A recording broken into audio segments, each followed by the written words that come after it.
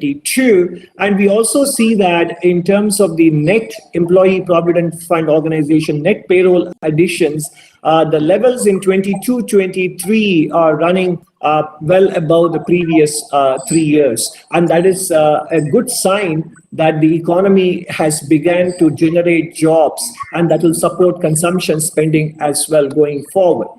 And also in rural India, apart from the festive season sale, which I mentioned earlier, we can see also indirectly the stability that is coming through in the rural economy in the form of reduced demand, because after all, National Rural Employment Guarantee Program is a demand-driven program, and that is on a downswing as well. A survey done by Team Leaves, which covers 865 small, medium, and large enterprises across 23 sectors in India, show that the intent to hire has been picking up very steadily, especially in metro and tier 1 cities. So compared to several other regions in the world, the intent to hire is very high in India. And this will have a positive bandwagon effect as the intention to hire in large enterprises and bigger towns and metros will naturally create its a positive catalyzing effect in terms of hiring in further downstream industry. Just as it happens when manufacturing sector picks up, services sector activity also follow in general. And this is the kind of positive bandwagon effect that will come through. And that is what we see in the hiring intentions being very strong in India, which is a good sign for the future. FPI flows are slowly turning positive for the entire financial year. We are seeing strong inflows in November.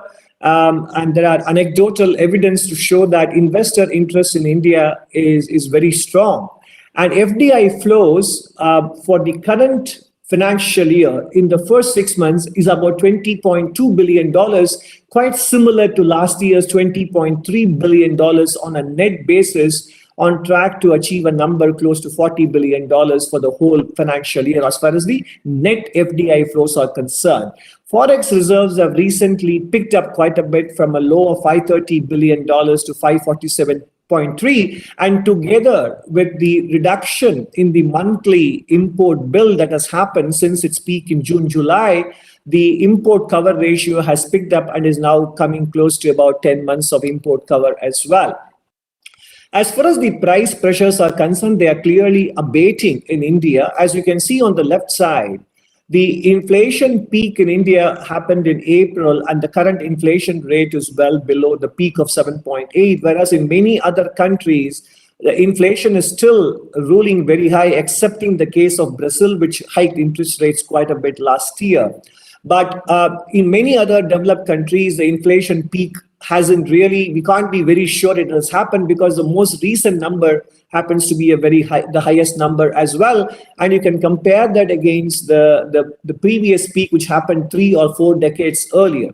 And India's, as we wrote in our monthly economic report as well, the pass-through from wholesale prices to CPI probably has run its course because of the sharp drop in the WPI inflation from about 16% down to about 7 to 8%. So overall, real GDP growth in 22-23 is on track to be at the range of between 6.8 to 7%, and IMF maintains 6.8, RBI maintains 7%. And I think the more important thing is, if you look at the festival sales, if you look at the bank credit growth, if you look at the purchasing managers indices, whether it is services or manufacturing or the composite outlook, the economy has maintained its momentum, especially, I reiterate, in the face of very strong global headwinds and uncertainties in terms of higher input costs and in terms of monetary tightening. And that's a very good sign. It augurs well for future growth as well. So in an uncertain external environment, and despite exports not doing as well as they did last year, although they are maintaining their levels quite well, domestic demand will drive GDP growth, and that includes consumption demand and capital formation. Domestic inflation is expected to ease further on the back of softening global commodity prices and expectations of a good Rabi crop. Corporate earnings outlook to improve as price pressures moderate and also as demand remains strong and improving supply chains as well.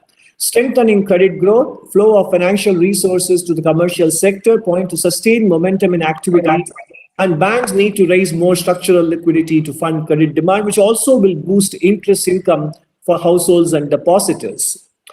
Stable banking sector is a major source of resilience amidst formidable global winds. India's banking system and financial stability, in contrast to what prevailed, let's say, a decade ago, is a very important strength and source of buffer for India as we still navigate uncertain global environment. Tightening of financial conditions in the United States, because we have seen in the last couple of months, there was a small storm in the UK pension sector. And then now recently in the United States, a crypto exchange has filed for bankruptcy, and several others are following in its wake. As monetary policy tightening rolls on in the United States and also maybe in Eurozone, then you have the possibility that financial conditions in the developed world turn more unfavorable and risk aversion returns, whereas they have been on hold in September and October. And to that extent, it would have an implication in terms of strong dollar, and global risk aversion will also have implications for capital flows into emerging economies such as ours. But that will also have a silver lining in the sense that it will continue to keep input prices and commodity prices on the weaker side. So that remains the most important near-term risk. But as far as the Indian economy is concerned, this data confirms that the economic recovery continues, and most components of economic growth are stabilizing at a moderate pace, and we are on track to deliver a 6.8 to 7% GDP growth for the current financial year.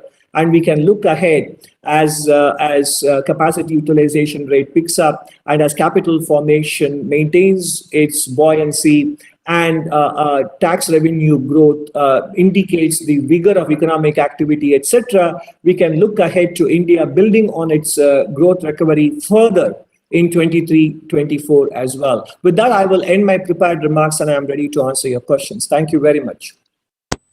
First question from Ajay Mishra, Doordarshan.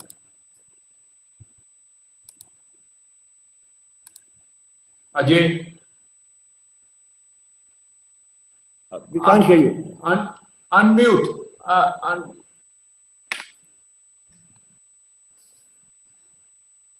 NIC is requested to unmute Ajay Mishra.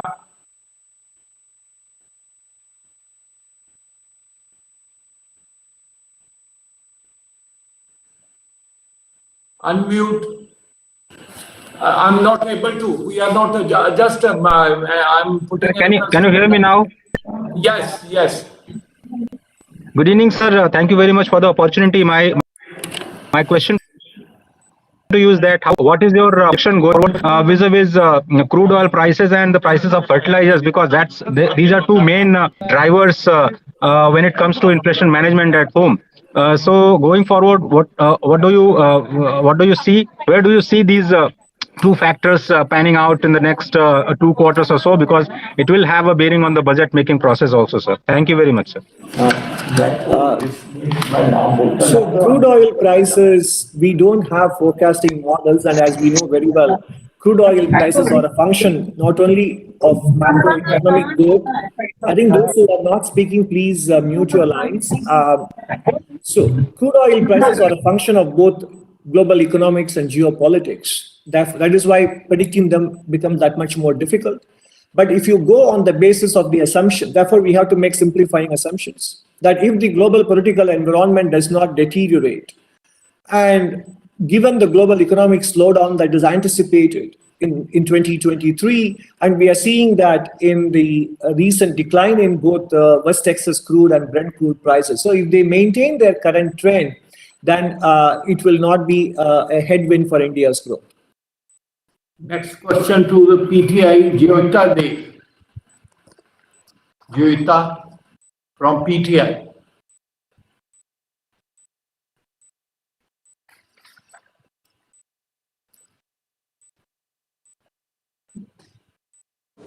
Jyota is there?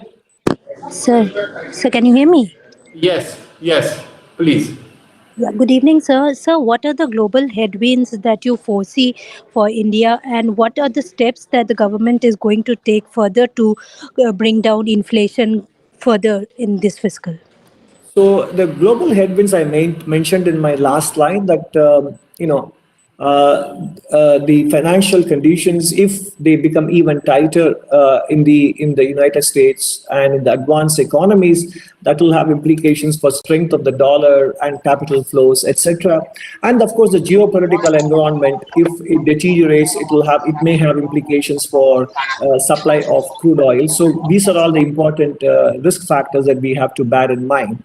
As far as the inflation outlook is concerned, the Reserve Bank of India expects the inflation rate to come in below into the target range in the third quarter of the current fiscal year and decline even further in the next quarter and the final quarter of the financial year.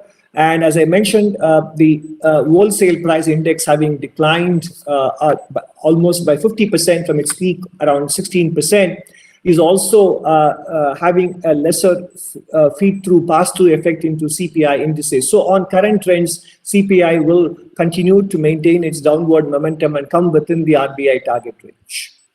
Next question from Shashir Sinha. Shashir, unmute.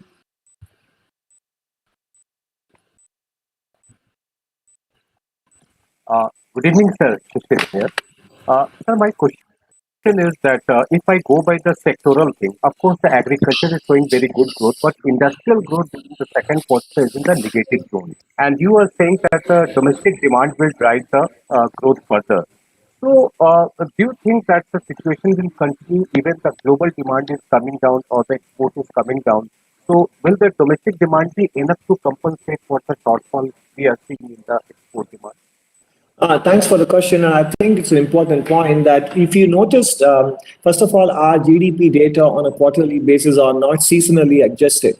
And the festival season was quite strong, and that would therefore you will see a rebound in the numbers in the third quarter of the fiscal year. And PMI indices were maintaining their expansionary trend. But of course, current production was dropping in the second quarter in the PMI data as well, and therefore it is consistent with what happened. So that was probably a bit of a caution with respect to the with respect to the festival season. Manufacturers were probably reluctant to add too much to the inventory now that they have had a strong festive season and they are seeing that overall demand remains steady. Manufacturing sector outcomes should start to improve in the coming quarters. Next, Sapna Das from CNBC. Sapna, unmute your mic. Hi, thank you very much. Sapna here from CNBC. Good evening, sir. Sir, two questions. Overall, just a sense we have looking at the numbers very briefly and peripherally, not like you, sir. Has the growth impulse slowed down somewhat in H1, Q1, Q2? Just want to ask you this. What's your sense? Though you're saying that on track in terms of 6.7 to 6.8, and that is also slightly lower than the 7% handle. So if you could share something on that. And second, sir, both globally as well as domestically, what are the three big challenges that you see for the economy in the next 3 to 4 months? So if I take your second question first, I already answered it. I mentioned about the risk of financial conditions tightening, risk of the geopolitical environment deteriorating, etc. Those risks are there, and we have to be mindful of them. As far as the growth impulse is concerned, it is natural that we stabilize at a level which is obviously not the same as what it would be when we had the advantage of base effect in the first quarter of last year and the first quarter of this year as well. And the growth momentum being maintained, I presented numbers such as credit growth, tax collections, and credit growth being all around, as well as the sales recovery during the festival season, etc. And all of this, and also capital formation both in the private and the public sectors. So these are all the relatively higher frequency indicators compared to GDP that get released with a 2-month lag that are pointing to the fact that economic recovery momentum is continuing. Siddharth from Times of India. Next, Siddharth.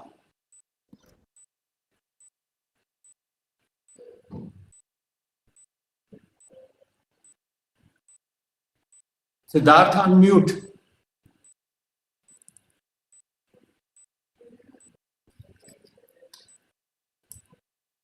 Siddharth. Okay, can I call meanwhile next one? Girish. Girish from Mint. Hi, sir. Thank you very much for facilitating the interaction with the Chief Economic Advisor today, sir. As you mentioned that the growth drivers, the private consumption, government capex, and also the fixed investment remaining strong. The only area which remains is exports. Do you think is it something that the policy measures can address, or we need to wait and watch till the external situation improves, sir? I think by and large, in the short run, policy measures may not necessarily improve if global demand conditions remain weak, because on the back of uncertainties induced by higher input costs this year, inflation rates persisting, also eroding purchasing power, and the uncertainty about the energy supplies in winter in those countries, and therefore also the monetary tightening contributing to weaker global growth next year. But I think this is also an opportunity also therefore for us to work towards maintaining export competitiveness to the extent we can, and that is largely an initiative that the private sector must continue to take. Thank you. Next question, Siddharth, could you enter again? Siddharth? May I call meanwhile Meghna next? Meghna Mittal.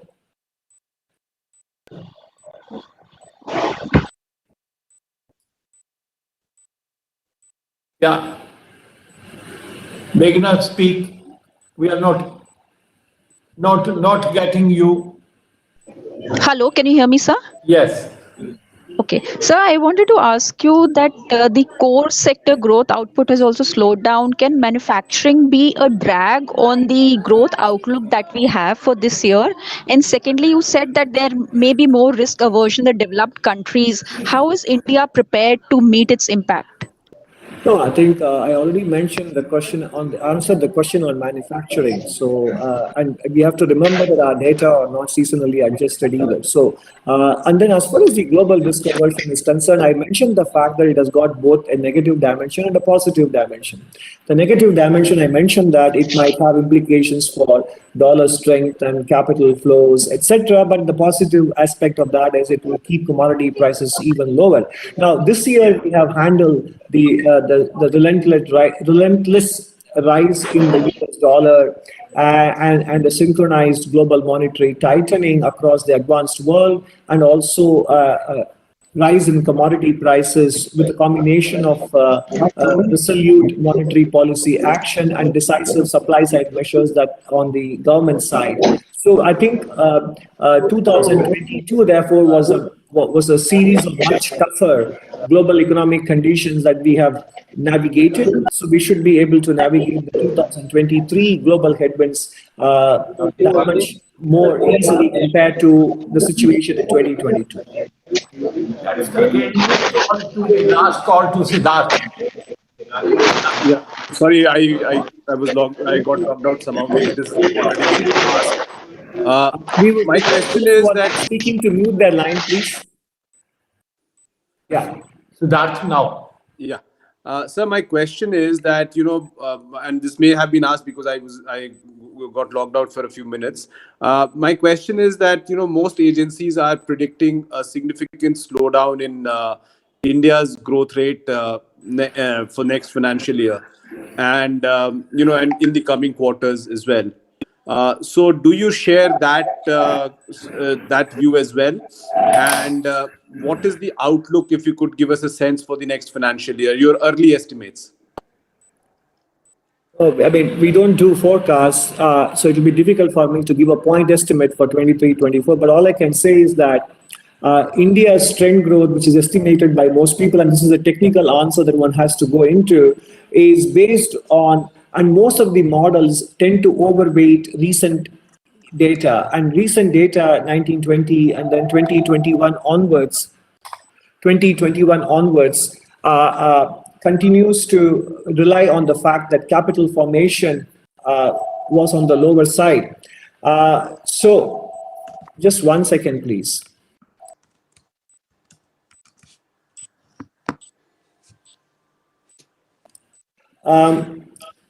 So more importantly, what we should understand is that India has had a decade of lower capital formation in the course of the last few years. And that is because of balance sheet issues in the financial and non-financial corporate sector. The fact that both non-financial corporate sector and the financial sectors have improved their balance sheets is a good sign, and that would support India's growth, and that is not very well factored into many of the agencies' forecasts. And the second thing we need to remember is that India's public digital infrastructure has also come of age and has crossed an inflection point in terms of its ability to formalize the economy and provide better financial access to many hitherto excluded sections. And that is also not very well modeled and accounted for in India's trend growth estimates. So I am more optimistic on India's trend growth estimates than many of the consensus forecasts suggest.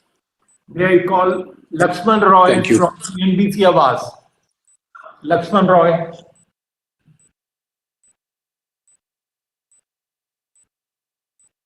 Lakshman Roy, please.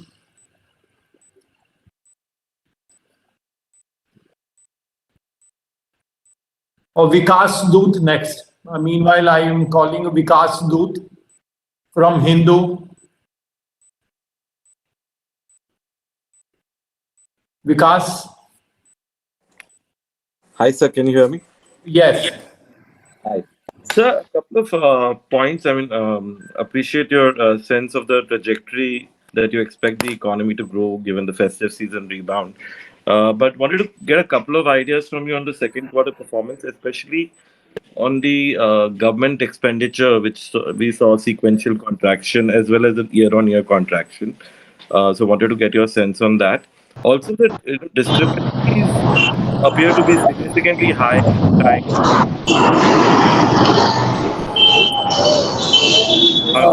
Please, those who are not speaking, if you could unmute, I could hear Vikas. I'll be able to hear Vikas better. Thanks, sir. So the second thing I wanted to understand was your sense of the discrepancies number, which is significantly high. It's said to be a 10-quarter high of nearly 3%. So do you think that gives room for a lot of, re-evaluations of the actual estimates going forward sectorally? The words actual and the estimates don't go together. So I think we should be very clear here. So it's important to remember that these are quarterly numbers, seasonally unadjusted. So I don't think we should set greater store except in the year-on-year growth, overall growth numbers. And we know that GDP numbers undergo 5 different estimates. so last question. Sir, on the government spending, if you could get us. Yeah, the quality of the government expenditure focusing on capex is much more important, and we have 2 more quarters to go. Once again, the answer I have is the same, that these numbers are not seasonally adjusted. Thank you, sir. Last question to Krishma, Business Today.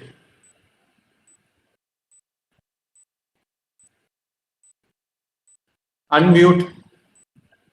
Rani. Yeah. Yeah. Got it. Thank you, sir, for speaking with us. You did talk about the growth outlook, and like you said, the government is quite confident of arriving to its growth target. But what about exports, keeping in mind the geopolitical situation? India has not done fairly well when it comes to exports. Second question, sir, just part of this, that how do you also see the focus of government on capex going forward? We've been big this year, and we're just few months away from the next fiscal. So I have no comment on that. Budget estimates are being made, so I won't be able to comment on that going forward.